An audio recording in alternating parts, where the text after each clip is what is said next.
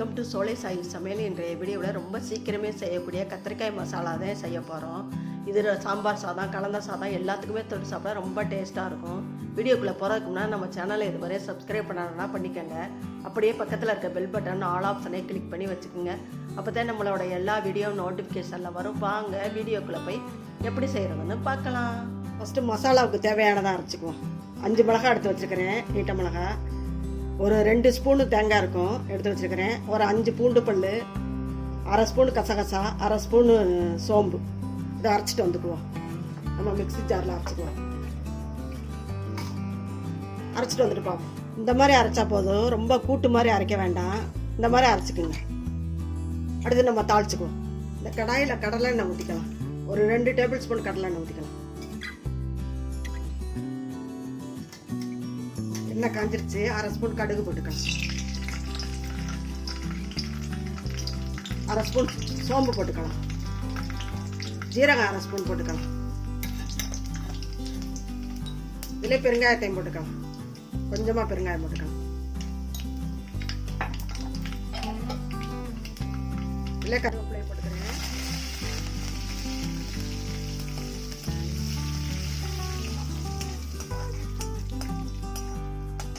ரெண்டு வெங்காயம் அரிஞ்சு வச்சிருக்கிறேன். இந்த மாதிரி நறுக்கிக்கணும்.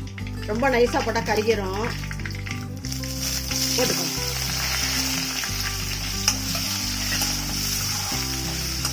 வெங்காயம் கொஞ்சம் பாதி வதங்கினோட கத்திரிக்காயை போட்டுக்குவோம். வெங்காயம் எந்த அளவு வதங்கினா போதும்.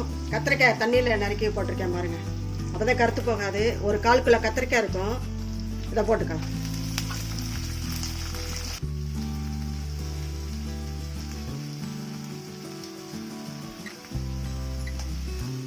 நல்லா மொறுன்னு வேகிற அளவுக்கு நல்லா வதக்கிக்கலாம்.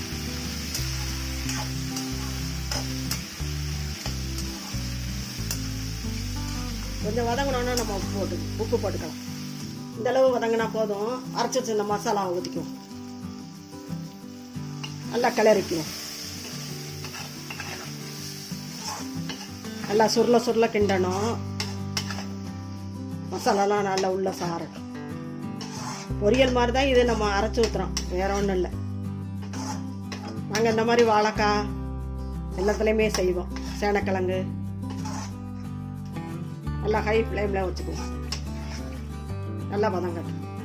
நல்லா வதங்கி ரெடியாகிடுச்சு. மசாலாலாம் நல்லா ஒட்டிருச்சு. நீங்கள் கத்திரிக்காய் வாங்கும் போது கொஞ்சம் பெரிய கத்திரிக்காயாக வாங்கிக்கோங்க. நான் இருக்கதான் போட்டேன், சின்ன கத்திரிக்காய். சின்ன கத்திரிக்காய் போட்டிங்கன்னா கரைஞ்சிரும். அப்படி கொஞ்சம் பெருசாக கட் பண்ணி போட்டுக்கோங்க. நான் இருக்கிற கத்திரிக்காயை போட்டேன்.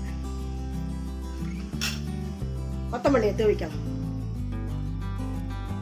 நம்மளோட கத்திரிக்காய் மசாலா சூப்பராக ரெடி ஆயிடுச்சு பாருங்க. வேற ஒரு பவுலில் மாற்றிக்குவோம்.